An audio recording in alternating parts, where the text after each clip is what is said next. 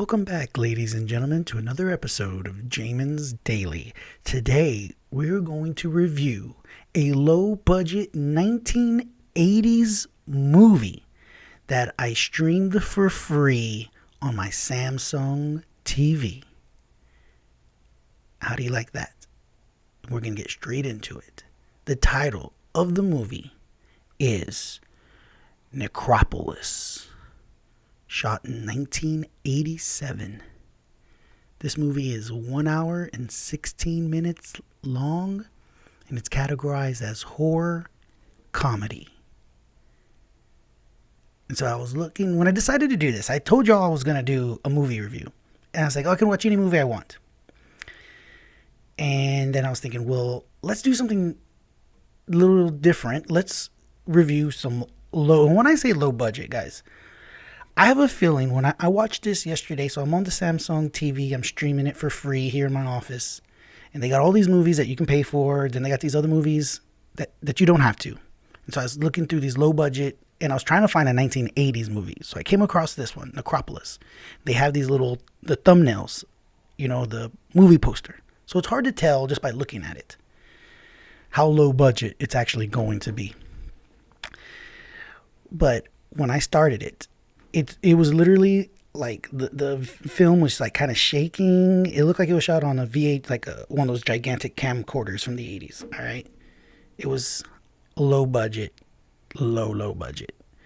And it starts off with, let's go over the, back in the day when you used to go to Blockbuster and you would grab the movie and you would turn it around, kind of like a book, and you could read the back and things like that. You can't do that nowadays. But the bio or the info says, so Necropolis, a satanic witch killed in the 1600s comes back to the 1980s, posing as a biker babe and taking the souls of crooks, prostitutes, and drug addicts. It's directed by Bruce Hickey. And it stars the witch is a lady named Leanne Baker. And later on, there's a detective in this movie. His name is Billy in the movie. He's played by a Michael Conti. And I think there's a Jackie Fritz. I tried to Google these people and I could come up with some, but the Jackie Fritz, I couldn't come up with her. She's the reporter in the movie. And, the thing about this, let's just continue on, folks. We'll continue on, and then I'll get into my editorializing on the movie itself. But again, the movie shot in low quality resolution, very low budget, and it starts off again in the 1600s. So there's this lady, she's walking like in the woods, and there's this black man who's kind of dressed like a pilgrim of sorts, following her at a distance, and they're walking through the woods, and then the next scene cuts into she's walked into some kind of either cave or underground lair of sorts, and it's a full-blown satanic ritual going on, witch ceremony, and she's scantily clad. There is some nudity, and there's some kind of the ceremony that's going on is like a witch wedding. So she's like standing at this altar and she's praying to the devil, and she's leading some kind of ceremony that you later realize she's like marrying. She's marrying two like ghoulish looking things. And at the same time, the scene cuts to another wedding that's happening you're led to believe at the same time. And this wedding is between these pilgrims or these settlers or, colonial folks, again, 1600s. And as they're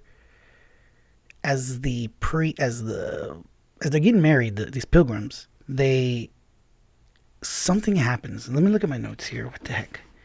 It says here that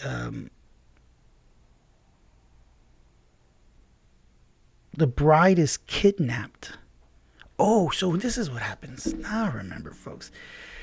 The bride has like cold feet. Something comes over her. I think there's like this satanic thing going. She's getting confused of sorts. Something's going on. The witch is calling out to her, and so she abruptly leaves this wedding ceremony, and so she runs outside, and she kind of wanders off, and at that point she gets kidnapped by these ghouls, the witch's ghouls, and they take her. The next scene is the black guy who's eavesdropping on the witch goes back to the people in the village, telling them that the witch has this lady. So then the village folks go, they find the lady, the witch, and the lady's all like tied up being sacrificed, and the witch kills her, but then the folks kill the witch, so she dies. She's been like, and as she's dying, she curses them. And it kind of, the scene ends. And the next scene is fast forward to the 1980s. And it's just, now in that scene in the 1600s, the witch is like a blonde, platinum blonde, long hair. Well, now she's got short hair and she's a biker babe. She's riding around on a motorcycle wearing leather. And she pulls up to like a head shop. And in this head shop, there's some hippie looking dude. And the witch is talking to him like he knows her. And she's demanding a ring. She's looking for a ring. And this guy has no idea what she's talking about. And at this point, I realize as I'm watching this, I'm like 10 minutes, 15 minutes in. I'm like, geez, Louise, this is a terrible movie, low budget. This is like watching the public access, random people putting on their own movie. But then now, as I'm thinking about it, the acting in the movie is actually not that bad. It's all the other things that make it an obviously low budget film, like the lighting and the set and all that other stuff.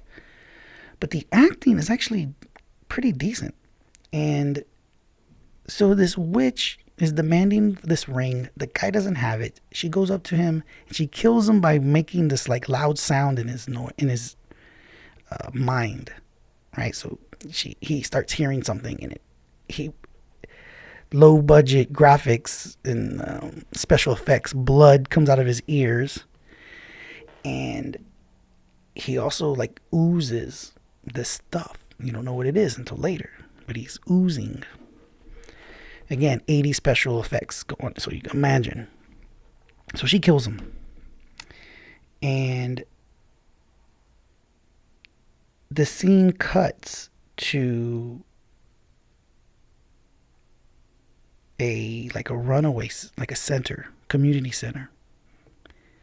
And in this center, there's like a black a reverend, some guy. And she ends up walking over there. So yeah, the scene is to this community center. We end up finding out it's like a place for drug addicts, the homeless, stuff like that. And it's run by this reverend. So the next scene is her like approaching it, and you see the sign to the place, and she walks in and she goes into the bathroom, and there's the reverend, a black man. He's like using the urinal, and she walks in, and he's like, "Hey, you're in the wrong. You're in the wrong place." And she's like, acting weird. He tries to talk to her like, "Are you lost?"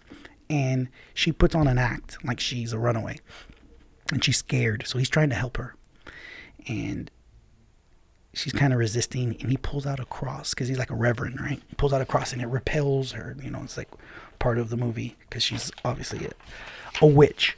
So she doesn't like that. So he walks away, and it segues. Like he leaves her. And so then the scene ends, and it segues to this cheesy dance number. The witch she's back at that head shop, and she's dancing. And she's trying, I think she's putting on like a spell as she's doing this. And so we go back to the neighborhood center in the next scene. And we find out, so this reverend guy's name is Henry. And the other thing about this movie, guys, which is interesting, is again, this is in the 80s. So they use some choice language that you probably wouldn't get away with today in 2020. So they use what is it? The a LBGT slur, the main one for a man mainly that's used, that slur. Two times they used the shortened version and the long version in during this scene where the Reverend is doing like this interview with the reporter lady. And they're interviewing this kid, and it's all about how they're getting their lives together and this and that. And while they're doing the interview, the witch puts a spell on that the recovering addict, and he gets all, and he has to go to the hospital, and they're like, "Oh, I thought is he back on drugs?" But it was the witch putting it on him. Okay, and as that was going on, or as this guy is shaking, they start talking about, I don't even know where this comes up, but they start asking him about whether, if he was a male prostitute.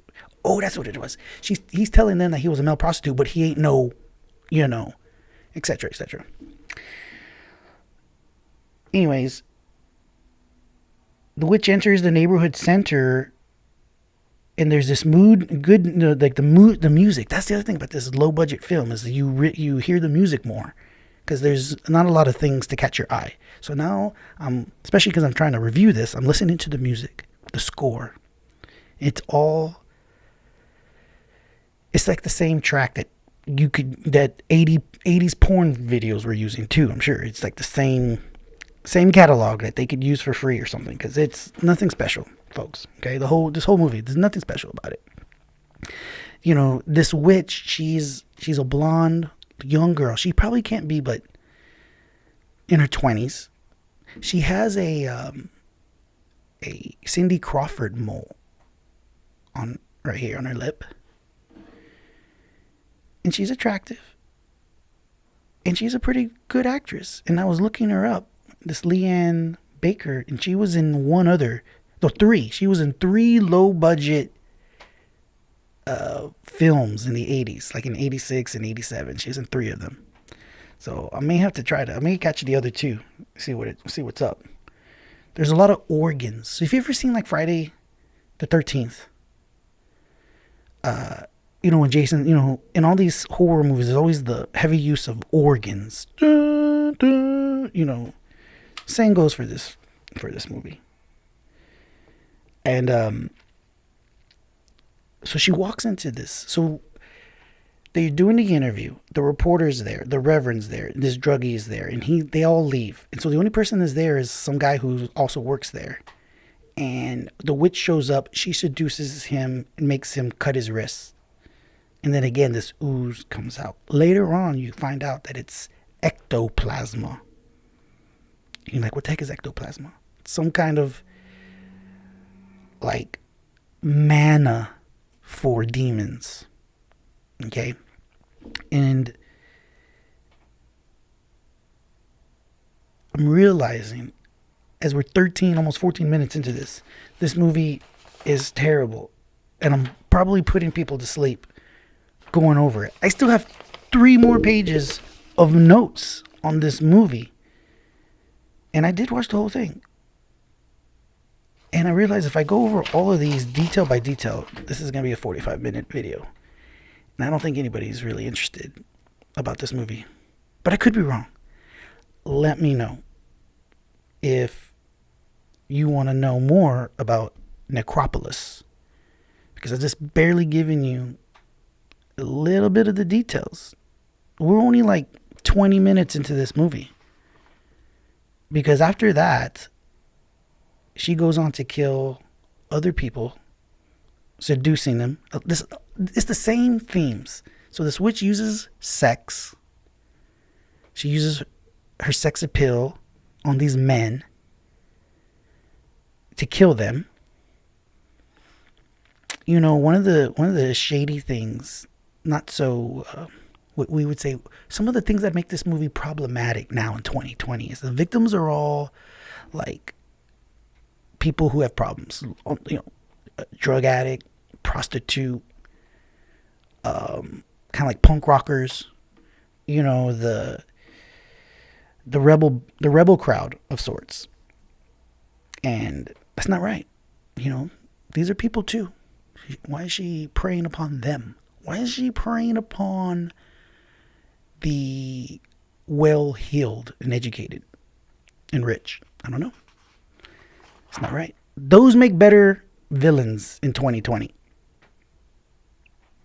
But what I can remember, forget the notes. It becomes like a love story too.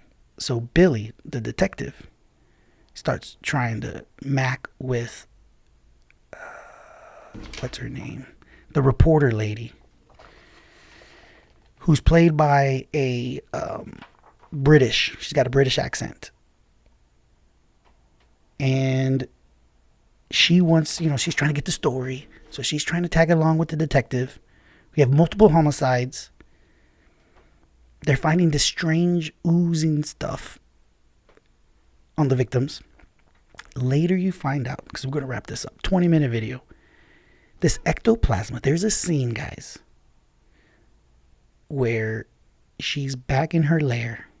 And so this necropolis is like the city of the dead. It's underneath the city. And she's like their mother. And so she has these people, these ghouls. You get to see them in the movie. She comes to them and she's going to feed them.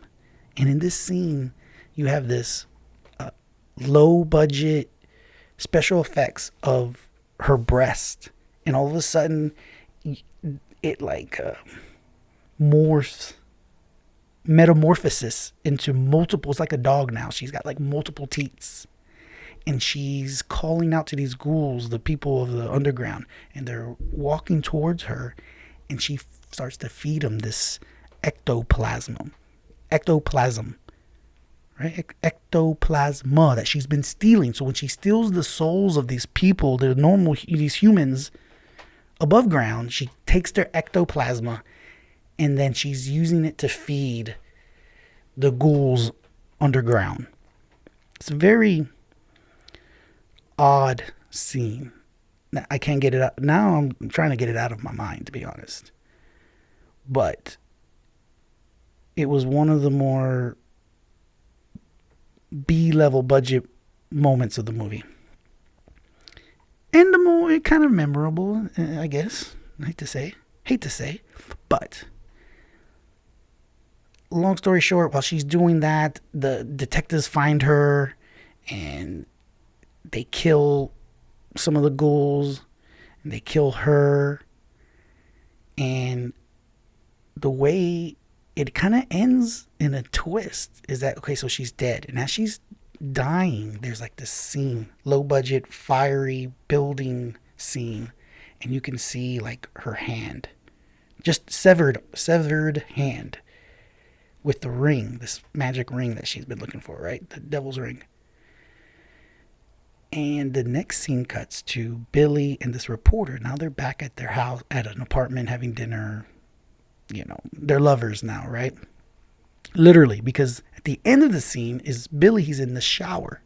And as he's in the shower, the reporter lady is in bed. And she's like dreaming that that severed hand is crawling up the bed. And then the next scene, you hear a scream, but the scene is Billy, he's in the shower. And so he hears it, he gets startled, comes out. But when he comes out, everything's kosher. She's just asleep. So he gets in bed, kind of wakes her up, and she tries to, she plays it off like, he's like, I heard you scream. I was like, no. It's like, oh, okay. But at that point, so now she's talking to him, and she's kind of getting a little, I guess, frisky, and she's kind of, right away you kind of sense a difference in her. And at that point, I know what's up. but it takes Billy some time. So the scene cuts. They make out. Scene cuts, and the next scene is her walking out, dressed like a biker babe. The reporter lady now, so completely different lady, not the original lady, but the reporter lady. She ends up becoming the witch. And that's how it ends. She walks off, and there you have a 1987 low budget horror film. It said comedy, but I don't think there was a single laugh to be had in that whole hour and 16 minutes. Other than it just being a joke, But I wouldn't say, it wasn't the worst movie in the world. But I do feel like yesterday, people were watching movies to kill time. It was a holiday. So people go on Netflix, they watch movies. How many people do you think watched a particular movie on Netflix yesterday? Depending on the movie, it could be thousands, tens of thousands of people watch the same thing. Then more obscure stuff, who knows? Very few. I feel confident that I was very likely the only person in the world to watch Necropolis yesterday. I will not be surprised if I was the only person, the only human being alive watching this movie at that time. Maybe not even at the exact same time. I'm talking about all day yesterday. Okay? So in that way, I feel kind of special. And in that way, I hope you'll let me know if you enjoyed this review of Necropolis, 1980s low-budget horror film. And we're going to try it again, but this time we're going to try to pick better material, better movie. Maybe a movie that more people may actually know, so I don't have to explain it as much, and we can just maybe focus on certain parts of the movie, maybe, that are more interesting. But again, folks, Necropolis. See if you can find it. I dare you to watch it. And if you do watch it, then I need for you to email me your thoughts at jamonsdaily@gmail.com. And with that, folks, we'll call it a wrap. Appreciate you hanging out with us. Stay with us, because the best is yet to come.